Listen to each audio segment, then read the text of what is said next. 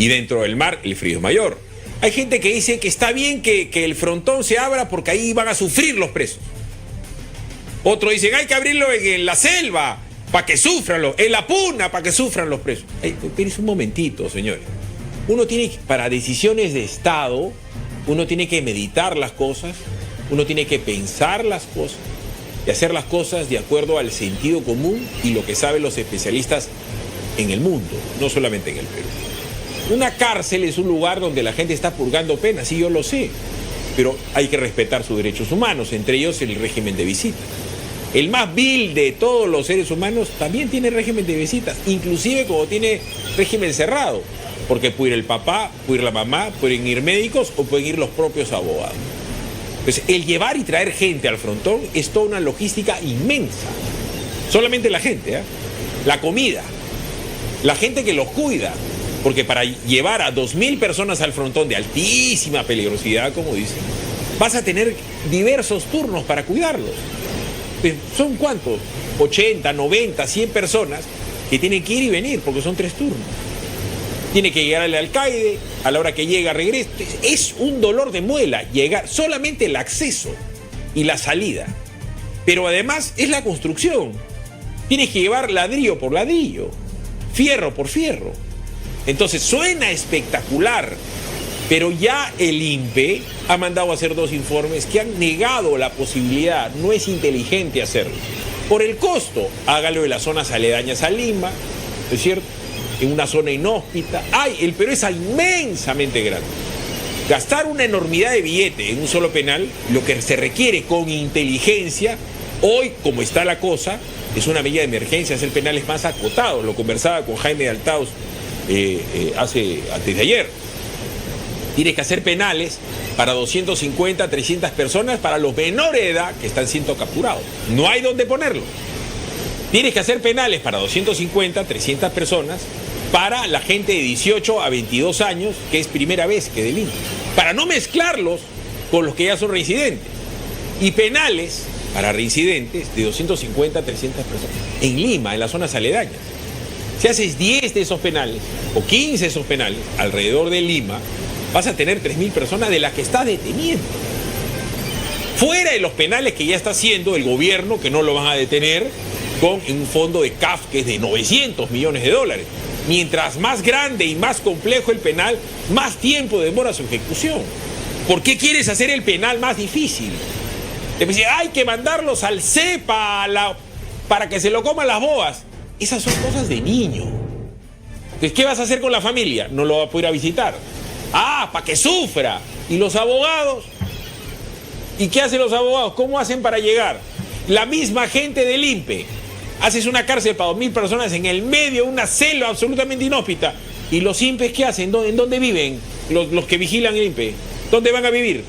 ¿En dónde está el mamá, papá, hijo? ¿O usted cree que es un robot la persona?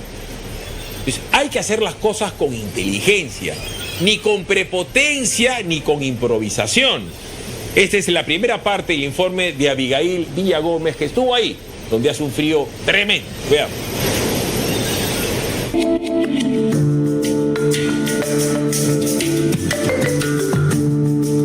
Desde el distrito Chalaco de la Punta, partimos rumbo a uno de los lugares más cargados de historia en el Callao, la isla El Frontón. El trayecto en bote tomó cerca de 45 minutos por mar abierto, a lo largo de 7 kilómetros de distancia. Una marea inquieta, el vuelo de las gaviotas acompañaron nuestro recorrido. En el horizonte se alzaba la imponente isla San Lorenzo, testigo silenciosa de incontables historias. Y finalmente llegamos a la rocosa y aislada isla El Frontón, escenario de fugas frustradas, violentos motines y la trágica matanza de 1986. TVO ha llegado hasta la isla El Frontón, donde alguna vez fue uno de los penales más temidos del país.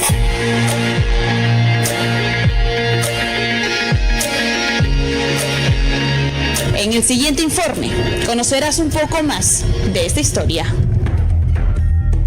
En el gobierno de José Pardo, habiendo aumentado la delincuencia de aquella época, que también era un problema, se buscó un lugar donde habría condiciones para el rigor de la cárcel y seguridad, y se pensó en el Frontón. Fue considerada una de las cárceles más duras del país, construida en 1917 durante el gobierno de José Pardo y Barreda. El Frontón albergó a opositores políticos, delincuentes de alta peligrosidad, terroristas e incluso periodistas. En el año 1962, el expresidente Fernando Belaúnde Terry también fue recluido aquí tras liderar una protesta contra Manuel Prado.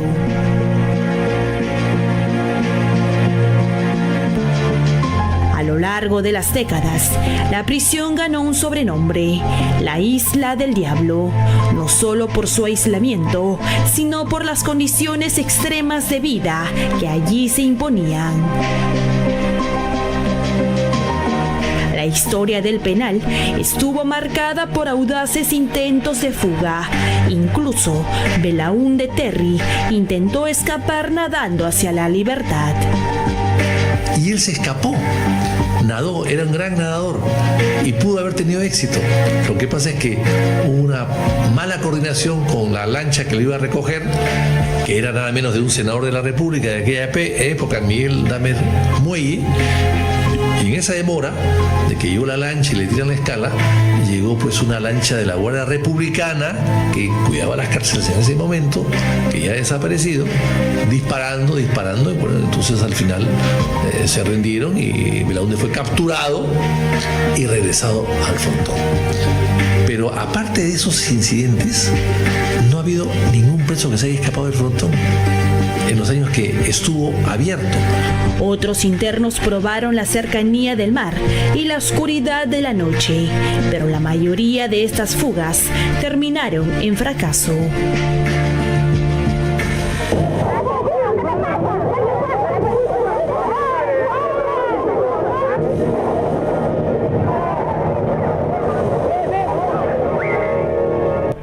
Pero en 1986, la cárcel se transformó en un escenario de guerra.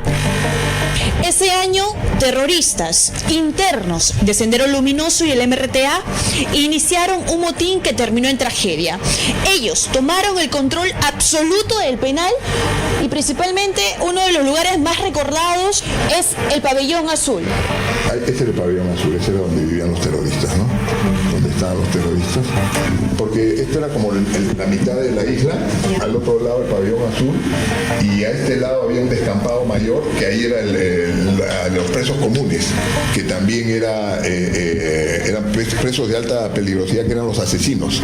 No todos eran asesinos y todos eran terroristas. Por un lado terroristas y por otro lado los asesinos. Y lo que querían ellos era juntarse con los presos comunes para tomar toda la isla.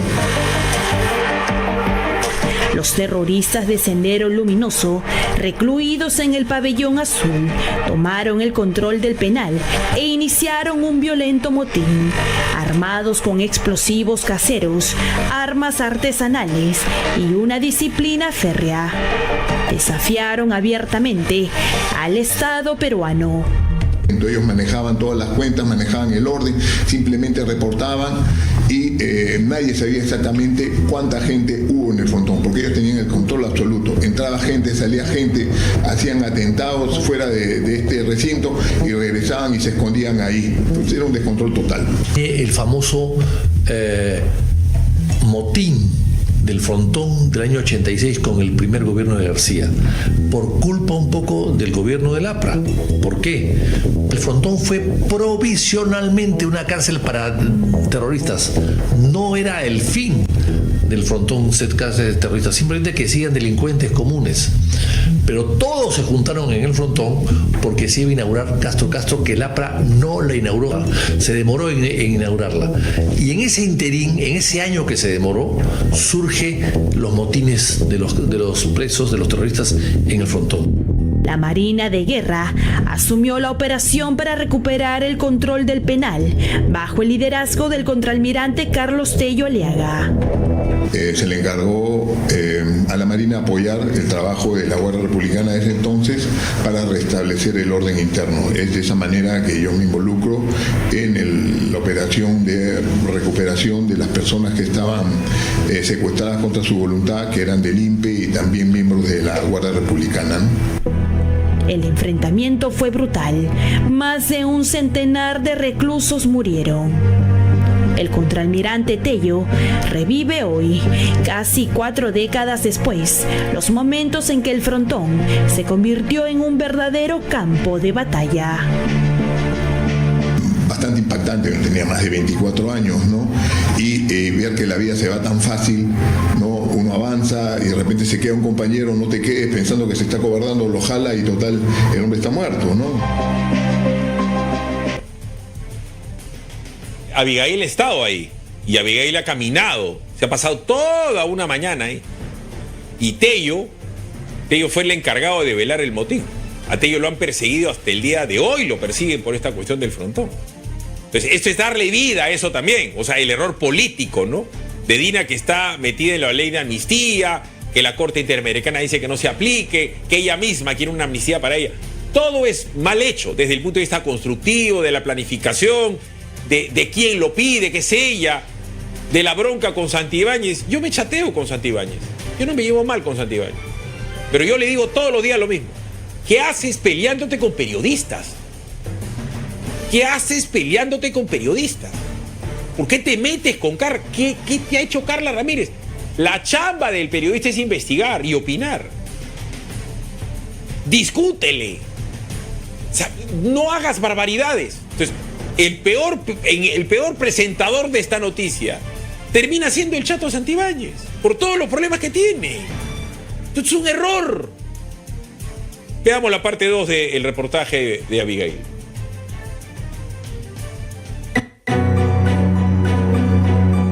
Tras esa crisis, el frontón quedó debilitado y con los años cayó en abandono. Lo que alguna vez fue una prisión temida, hoy no son más que ruinas golpeadas por el viento y el mar. Sin embargo, el gobierno ha decidido volver a mirar esta isla, con la construcción de un nuevo penal de máxima seguridad que albergará a 2.000 reclusos de alta peligrosidad y contará con una inversión de aproximadamente 500 millones de soles. Hoy, su reapertura genera debate. Wilfredo Pedraza, ex jefe del INPE, señala riesgos por sobrecostos y espacio insuficiente para los 2.000 reclusos previstos.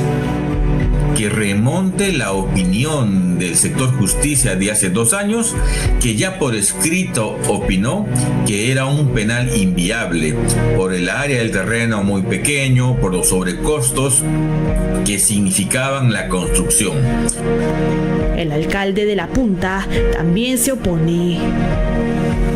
Sorprendido también porque no hemos tenido ni un tipo de información, no hay ninguna consulta a la población de construir un frontón, un penal frente al distrito de La Punta, siendo un distrito muy seguro. Somos uno de los distritos que brinda seguridad a toda su población y sobre todo a todos los visitantes, ¿no? El ingeniero Luis Morán asegura que la construcción es posible y podría demorar entre 1 año y medio y 2 años si se cuenta con todos los recursos. Igual, por el tamaño y por las experiencias con otros proyectos, y eso, incidiendo, habiéndose trabajado en tierra firme, podría ser entre 1 año y medio y 2 años si es que no hay ninguna complicación y se cuentan con todos los recursos, con toda esa facilidad de embarcar diariamente materiales, personales. Hoy, la Isla del Diablo vuelve al centro de la atención. El nuevo penal será un desafío de ingeniería y seguridad, pero el recuerdo de la masacre de 1986 nos recuerda que la vigilancia y la responsabilidad son la única garantía de que el pasado no se repita.